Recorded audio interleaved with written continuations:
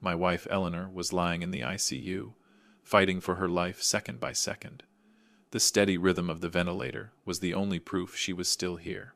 But just outside that door I heard Grant, my son, whispering to his wife, "How much longer do we have to pretend we're grieving before we can get our hands on that collection?" The way they spoke, it sounded like Eleanor was already gone. That was the moment I made my decision.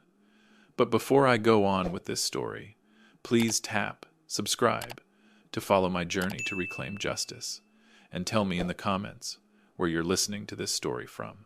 Now, where should I begin? Maybe with the ring. The ring, yes. Everything began with the ring. Eleanor's 40th anniversary wedding ring. I was standing in the hallway of St. Jude Hospital in New Canaan, Connecticut. Cold, white, fluorescent lights washed over the ICU wing. This place never knew peace. Only the clicking of machines, the steady beeping, and the sharp smell of antiseptic that clung to you like a memory you couldn't erase. I had grown used to sitting on that hard plastic chair, staring at the wall clock. It had been 10 days since Eleanor suffered a brain aneurysm. 10 days of her lying there, motionless. 10 days where every second felt like torture. Grant and Chloe arrived, not together, but they met in the waiting area. Chloe wore a fur coat, far too glamorous for a hospital. Grant still looked polished, like he had just stepped out of an investment bank office in Manhattan. I leaned against the cold brick wall, trying to gather myself after being allowed 5 minutes with my wife. Then I heard Chloe whisper. That nasal voice of hers always grated on me. She was holding a high-end home architecture magazine. "I've looked through it, Grant. Your mom's old Tudor-style house really doesn't fit New Canaan anymore. We should sell it immediately. Say we need cash for medical expenses. It's the perfect excuse," Grant replied, calm, calculated, without emotion. "I know. But the sanctuary is a trust asset. Dad has to sign. And with Mom like this, Dad is very easy to influence." Easy to influence. That phrase echoed in my head. They didn't see my pain. They only saw me as an obstacle, one that could be pushed aside. I swallowed the anger rising in my chest. Men my age are often ignored, treated as weak. So I stayed silent. I listened. I wanted to know just how far my son's greed would go. The moment with the ring happened when I decided to return to the ICU. I stepped softly into the room where Eleanor lay. The dim glow of the heart monitor cast shadows across her pale face. I saw Grant leaning over her bed. At first I thought he was whispering something loving. He wasn't. His hand wasn't holding his mother's hand. It was sliding carefully under her second wedding ring, the one I gave her for our 40th anniversary. A simple platinum band, but full of meaning. "What are you doing?" I asked. My voice came out hoarse, heavier than I expected. Grant startled. The ring slipped from his fingers, clinking sharply against the metal bed rail. He quickly picked it up, his hands shaking. "Dad, I'm worried. She's worn it so long. What if someone steals it? It's very valuable. I thought it should be kept safe. In the home safe." I looked straight into his eyes. Grant looked away. I knew it was a cheap lie. He wasn't afraid of theft. He was appraising it, sorting through his own mother's belongings like items in an estate sale. I held out my hand. It trembled, but I kept it steady. "Give it to me, Grant." He placed the ring in my palm. It was still warm from Eleanor's hand. My throat tightened. I said nothing. Slowly, carefully, I slipped the ring onto my own ring finger. It was a little loose. That didn't matter. I would keep it. "No one touches anything that belongs to your mother anymore," I said.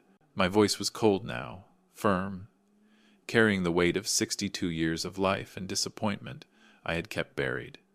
Grant didn't argue. He lowered his head, wearing a mask of false remorse, but I had seen it. Raw greed. In that moment, the last remaining trust I had in my son shattered. Soon after I pushed past the exhaustion and grief, Grant had left a document on the table, a temporary financial power of attorney, a clever move. If I signed it, Grant would control our accounts, the stocks, and most importantly, the trust, all under the excuse that his father was too grief-stricken to make decisions. I looked at the papers, then I looked at my wife, lying there in silence. I understood my responsibility. I didn't call Grant. I didn't argue. I picked up the phone and called our family attorney, Thomas Vance. Thomas, I said, keeping my voice steady, hiding the tremor, I need you to prepare an emergency trust codicil. I want this done at 9 in the morning tomorrow. At your office. Not at home. And no one, especially Grant, can know about this appointment.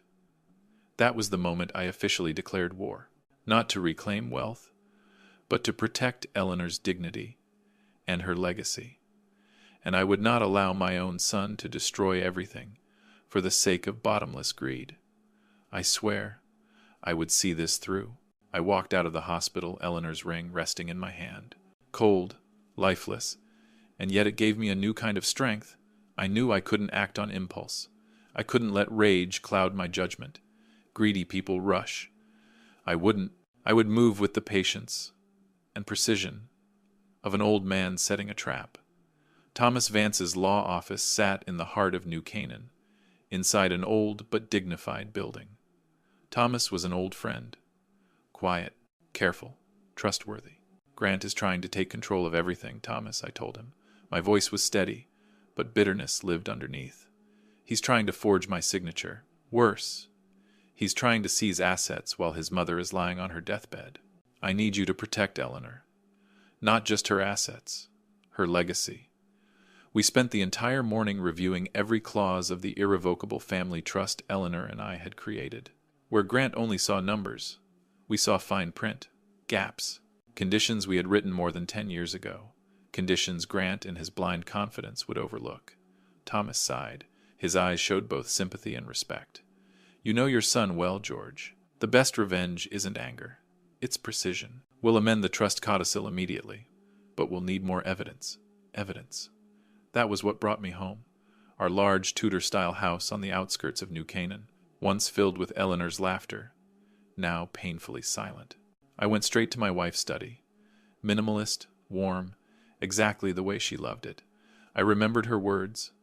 George, if anything happens to me, use key 45A. I found it inside an old keepsake box. A simple metal key crudely stamped with 45A. Not a bank key. Then I remembered, a few weeks earlier, Eleanor had mentioned a painting she had just bought. It hung right there in the study, an abstract piece, blue and white tones. I took it down. Behind it, just as I expected, was a compact electronic wall safe, recessed deep into the wall. Key 45A was the manual emergency override. When the safe opened, I found two things: an aged leather journal and a USB drive labeled in Eleanor's familiar handwriting, the grand plan. My hands trembled as I opened the journal. It wasn't about money. It was Eleanor's painful record of Grant. She had seen the change in our son long ago. November 12th. Today, Grant asked me how to sell the sanctuary farm. He didn't ask about memories. He didn't ask about its history. He asked about demolition. My heart broke. That boy is no longer our son George. He is a traitor, and we are a commodity. Reading her words, I finally understood her struggle. She hadn't been betrayed only in that hospital bed. She had carried this betrayal in silence for months. My anger softened into a deep, aching grief. I wasn't alone in this fight anymore. This was our fight. I plugged the USB drive into the computer, encrypted files, legal documents, and most importantly, video evidence. Then my phone rang. Head nurse Amelia, from the ICU. Mr. Sterling, I think you need to come back. Mrs. Eleanor. She made a small movement. When I returned to the ICU, Amelia pulled me aside. Her face was tense, but resolute. Mr. Sterling, I know I shouldn't interfere with family matters, but I heard them. I heard what your son said. They're talking about selling all the furniture Mrs. Eleanor designed. They want to dismantle the very room she spent her life creating. That truth hardened my resolve. And this is the most important part, Amelia said, lowering her voice.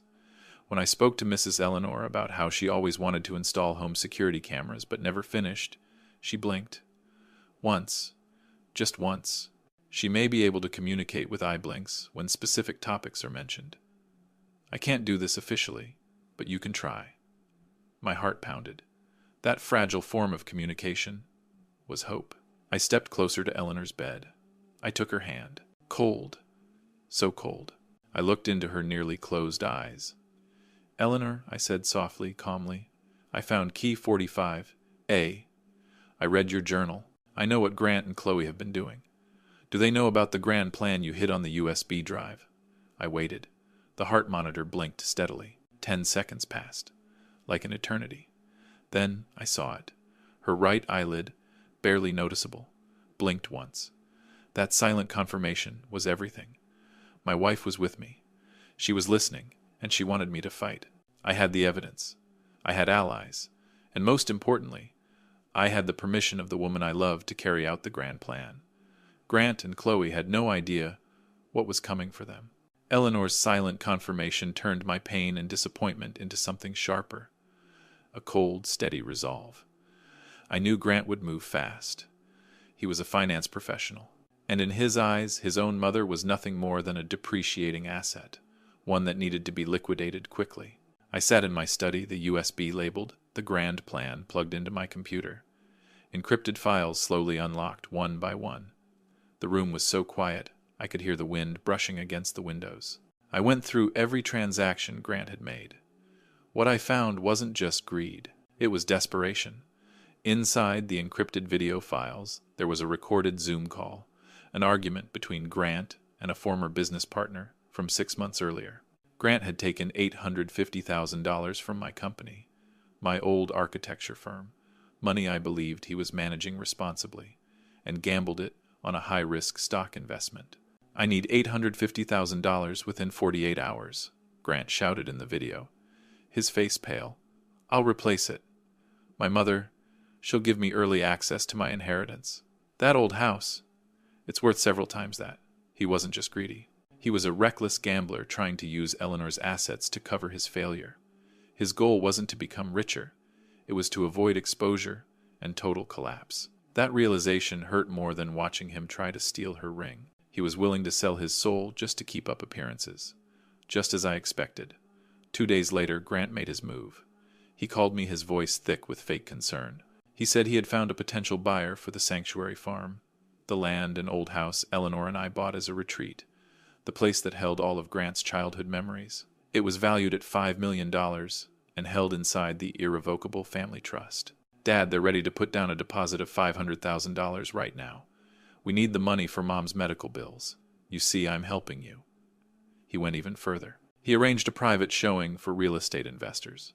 Right inside that house, claiming authority by forging my signature on a temporary authorization document. I knew this because Thomas had people quietly watching his every move. That was when I decided the performance was over. I called for a small meeting. Not at home, at Thomas's law office. Grant, Chloe, and me. The air was suffocating. Only the soft rustle of paper could be heard. Grant, I began, my voice low and even completely expressionless. You said you wanted to sell the sanctuary to cover your mother's medical expenses. You believe that's a good idea? Grant lifted his chin, smug confidence returning. Of course, Dad. I'm thinking about the family. Then you're going to be very surprised to learn that you have no right to sell it, I said, locking eyes with him. Grant scoffed a short, careless laugh. Dad, it's a family asset. I'm the direct heir after Mom. You can't decide this on your own. That's true, I replied, nodding slowly. But you missed one thing. The sanctuary isn't just inherited property. It's an irrevocable trust, and your mother and I placed a very specific condition on it. I paused. Any heir who wishes to take ownership must live on and personally manage the farm for at least 5 years to preserve its historical and emotional value. That was your mother's idea. Grant, you've lived in New York for the past 7 years. The color drained from his face. Chloe looked at him, suspicion flashing in her eyes. But what does that mean? Grant stammered. Thomas Vance slid a folder across the table. It means your attempt to sell the property is illegal, Grant. And it gets worse. 2 weeks before Mrs. Eleanor fell ill, she and George signed a formal document transferring trust management to a single entity. I leaned back, closed my eyes for a brief moment, then opened them. It's called the Sterling Family Farm Preservation Foundation, a nonprofit your mother secretly created to protect that place from people like you. She saw your greed coming. Silence fell over the room. This wasn't a victory. It was a painful exposure. Chloe reacted first, turning on Grant in fury. You told me everything was fine. You promised me a new Porsche. Grant exploded, his composure completely gone panic, spilling out. Dad, You're trying to destroy me. I need that money. What do you need it for, Grant? I asked, my voice ice cold. To repay the $850,000 you lost from my old company. Gambling on risky stocks without permission. Or to pay off your former partner, the one you promised money from your mother's early inheritance. I placed the USB drive on the table and played the video on the large screen. Grant's face. Chloe's face. Frozen terror. Financial shock. Moral collapse. Your goal was never to save your mother, Grant, I said quietly. Your goal was to save yourself from ruin. That's why your mother called this the grand plan. He broke. In that room he knew every door had closed. His greedy scheme was fully exposed. No escape left. But I wasn't finished. I still had to give him one final choice, a trade more painful than loss itself. Grant and Chloe stood frozen, not from fear, but from public humiliation. The video of Grant's argument kept playing on the screen, clear proof of financial fraud and raw desperation. Inside that elegant law office, every polished mask they had worked so hard to build collapsed completely. Chloe broke the silence first. She didn't look at me. She stared at Grant, her eyes burning with rage and disgust. You told me you had it under control, she snapped. You said it was just a short-term investment. She didn't care about Eleanor. She didn't care about betrayal. She only cared that her luxury lifestyle was now under threat. Grant stammered, scrambling for excuses. Dad, you don't understand. I lost, yes, but I can fix it. I just need time. You can't do this to me. I looked at my son. In that moment, he didn't look like a criminal mastermind. He looked like a child caught with his hand in the jam jar. The rage inside me was gone. All that remained was cold ash and sorrow. You crossed a line, Grant, I said, each word slow and deliberate. You tried to deceive your mother while she lies unconscious. You deceived your father, and you deceived yourself. You sold your soul to save face. And to your mother, that is unforgivable. Grant tried one last time to appeal to emotion. Mom is in the ICU, Dad. Medical costs will reach into the millions. Drop the lawsuit. I'll take care of her. I promise I'll send her to the best rehab facility. I'll stay by her side. You'll do that. I interrupted, my voice heavy with irony. But only if there's money involved. Isn't that right? I stood up and walked to the small speaker I had placed on the desk before the meeting began. I had recorded this entire conversation. I played it back. Their own greedy voices filled the room. Then I turned it off. I don't need empty promises, Grant, I said quietly. And your mother doesn't need them either. I told them about the moment Eleanor cried in the ICU, when I told her the truth, when I told her her son only wanted money. My voice cracked. It was the only moment that day when I let emotion overpower reason. Even while lying motionless, your mother is listening, and you hurt her more deeply than any illness ever could. The emotional confrontation was over. Now came the financial reality. Thomas Vance placed a new folder on the table. Its title read, Unconditional Settlement Agreement. This is the final option, Thomas said. It is attached to the trust amendment George has already signed. It is the solution for Grant's urgent personal debt of $850,000. Grant's eyes lit up uncontrollably. He was ready to sell anything. I removed a pre-signed check from the folder. The amount was written clearly, $2,500,000 US. This is your early inheritance, Grant, I said, sliding the check across the table. The amount was enough to clear his debt, stabilize his career, and leave a large surplus. He stared at it, as if he couldn't believe it was real. In return, I continued emphasizing every word. You and Chloe will sign this document. It permanently renounces any remaining inheritance rights from Eleanor, from the trust, and from my personal estate in the future, forever. This is a trade. You take $2.5 million now to save your career, but you give up many millions more you might have received later. It was the perfect psychological trap. A greedy, desperate man will always choose a large, guaranteed sum now over a greater but uncertain future reward. Chloe leaned in and whispered to Grant, calculating fast. Grant, sign it. $2.5 million is more than enough for us to start over in California. Your parents could live for decades. You can't wait that long. Her pressure was the final lever. Grant looked at me. His eyes were filled with hatred, but he knew this was his only escape from immediate ruin. He would rather be known as a son who walked away than a man who lost his money and his status. His hand shook as he picked up the pen. The moment he signed the inheritance waiver, I felt a pain deeper than any betrayal before. It was the final confirmation that to Grant, the bond between father and son was nothing more than a financial transaction, one that could be canceled. I pushed the check toward him. "Congratulations, Grant," I said. "This is money for you to start a new life, not to end your mother's." "No thank you. No remorse."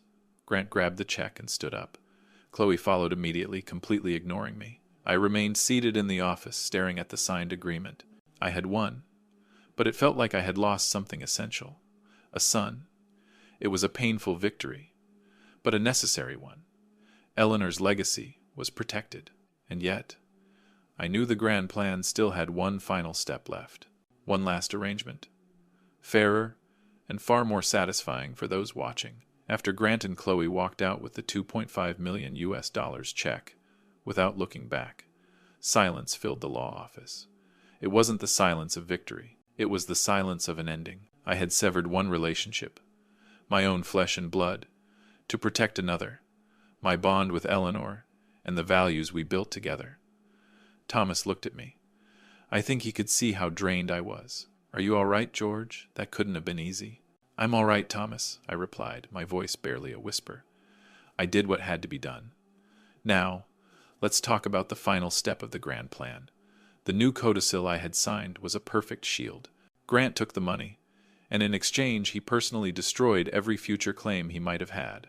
He chose immediate cash over family. 2 weeks later, hope finally came from St. Jude Hospital. Dr. Julian Vance, Eleanor's neurologist, asked me into his office. The lighting there was softer than the harsh fluorescent glow of the ICU. "George, we've seen significant improvement," Dr. Vance said carefully.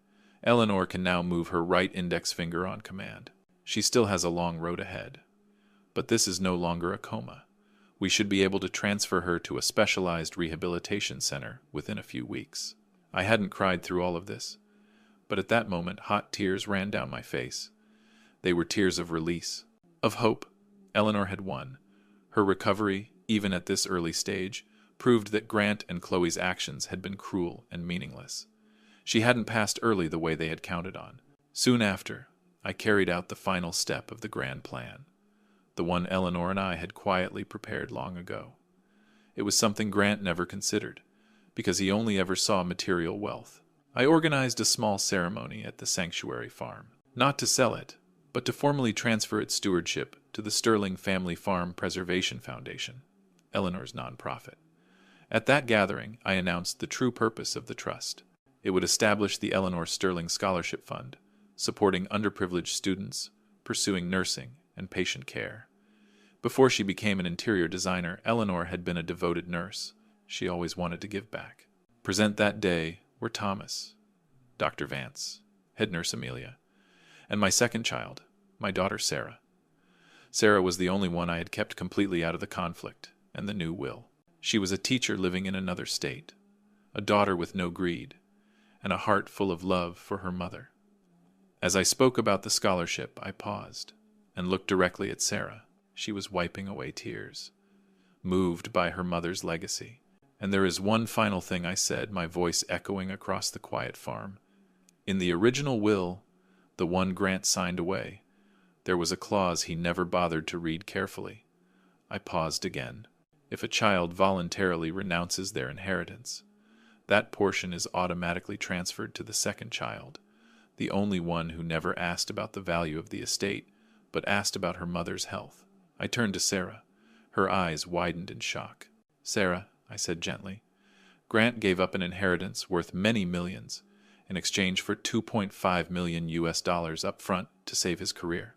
Under your mother's terms, the remaining assets, stocks, savings, and personal property now belong to you. Not as a gift," I added, "but as fairness, as the legacy of kindness." Sarah broke down in tears, not because of money, but because she finally felt the quiet, unconditional love her parents had always held for her.